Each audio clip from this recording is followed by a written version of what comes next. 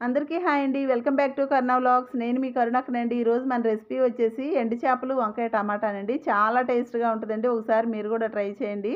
చాలా టేస్ట్‌గా ఉంటదండి. టేస్ట్ అనే కాదండి, హెల్త్‌కి కూడా చాలా మంచిదండి. ఎండు చేపలు తినటం వల్ల అంటండి హెల్త్‌కి మంచిదంటండి. యాంటీబాడీస్ అన్నవి చక్కగా పెరుగుతాయి అంటారు కదండీ. మనకి మొన్న వచ్చిన కరోనా, ఈ చికెన్ గున్యా టైంలో డాక్టర్లు కూడా బాగా ప్రిఫర్ చేశారండి ఎండు చేపల కూర తినమని. ఎండు చేపలు అంటే తినాలంటే ఇష్టం ఉంటుంది కదండీ! కానీ వాసనొస్తదని చాలామందయితే తినరు కదా! అలాగా వాసన రాకుండా ఎలా వండాలో ఇప్పుడు నేనైతే చేసి చూపెడతానండి. మీరు కూడా ఒకసారి ట్రై చేయండి. ఎలా వచ్చిందో నాకో చిన్న కామెంట్ పెట్టండి. మీకు గనక ఈ ప్రాసెస్ నచ్చినట్లయితే నా ఛానల్‌ని సబ్స్క్రైబ్ చేసుకోండి ప్లీజ్. ఇప్పుడు ఈ రెసిపీలోకెళ్ళే ముందు నేను వంకాయలనైతే ముందుగానే శుభ్రంగా కడిగి పక్కన పెట్టానండి. ఉల్లిపాయలు, టమాటాలు, పచ్చిమిర్చి ఇవన్నీ కడిగేసి సన్నగా అయితే తరిగి పెట్టానండి. ఎండు చేపలను కూడా ముందుగానే నానబెట్టుకొని శుభ్రంగా కడిగేయాలండి, తెల్లటి పార్ట్ అంతా పోయేంత వరకు. ఇవన్నీ కట్ చేసుకొని పక్కన పెట్టి ఇప్పుడు స్టవ్ వెలిగించుకొని ఒక మందపాటి గిన్నె అయితే పెట్టి, గిన్నె వేడెక్కాక ఆయిల్ అనేది వేసుకోవాలండి. ఆయిల్ కొంచెం ఈ రెసిపీకి ఎక్కువగానే పడుతుందండి ఎండు చేపల కూరలోకి. ఎండు చేపలకనే కాదండి, నాన్ వెజ్‌కి దేనికైనా ఆయిల్ ఎక్కువగా ఉంటేనే బాగుంటుందన్నమాట. ఈ పచ్చిమిర్చి వేగాక ఉల్లిపాయ తరుగు, కరివేపాకు అన్నది వేసేసి వేయించుకోవాలండి.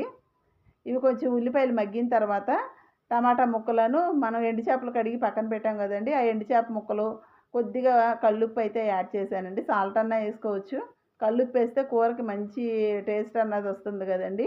అందుకని నేను కల్లుప్పు అయితే యాడ్ చేశానండి. ఇప్పుడు తిప్పేసేసి కాసేపు అయితే మూత పెట్టేసి మగ్గించుకుందామండి. ఇప్పుడు ఈ మగ్గేలోపు మనం వంకాయలు అయితే కట్ చేసుకుందాము. వంకాయలు ఈ సైజులో అయితే ఉండాలండి, మరీ సన్నగా కట్ చేయకూడదు. ఈ వంకాయలు కట్ చేసేలోపు ఇక్కడ మనకి టమాటాలు అవన్నీ మగ్గిపోతాయి కదండి. చూసారు కదా, చక్కగా మగ్గిపోయినాయి టమాటాలు అన్నవి.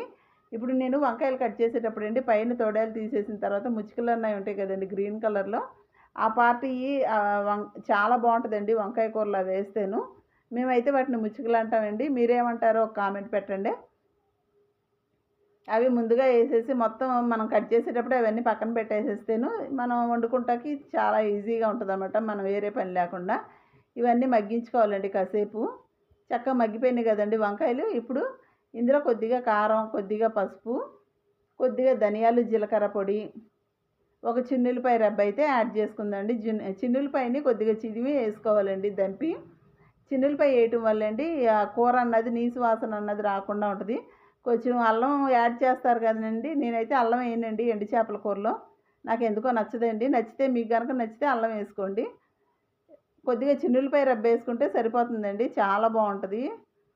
ఇప్పుడు కాసేపు అయితే మగ్గించుకుందామండి. చక్కగా మగ్గిపోయింది కదండి. ఈ ప్రాసెస్ అంతాను లో ఫ్లేమ్లోనే జరగాలండి, హై ఫ్లేమ్లో పెడితే మాడిపోతుంది కూర. ఇప్పుడు మిగిలిన వంకాయలను కూడా వేసేసి కాసేపు అయితే మగ్గించుకుందాము.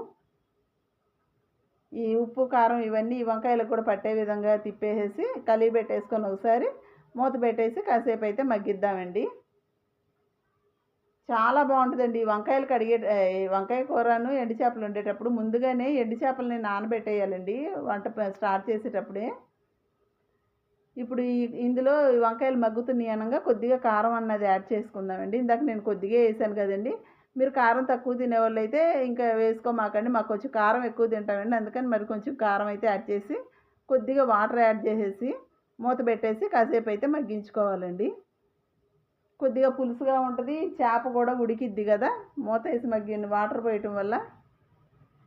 ఎండు చేపలు కడిగేటప్పుడు అండి మీరు ముందుగానే నానబెట్టేసి ఆ వాటర్ తీసేసి ఆ చేపల మీద సాల్ట్ వేసేసి రుద్దేస్తే తెల్లటి పార్ట్ అన్నది పోయిద్దండి. అప్పుడు నీసు వాసన అన్నది రాదనమాట చేపల కూర.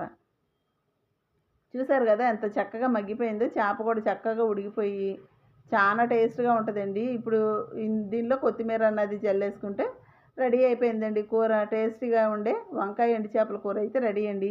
చూసారు కదా ఎంత బాగా వచ్చిందో. నచ్చిందా అండి? మీకు కనుక నచ్చినట్లయితే ఓ చిన్న కామెంట్ పెట్టండి. నా ఛానల్ని సబ్స్క్రైబ్ చేసుకోండి. మీరు కూడా ట్రై చేసి ఎలా వచ్చిందో నాకు చిన్న కామెంట్ పెట్టడం మర్చిపోవద్దే. Please subscribe my channel. Thanks for watching.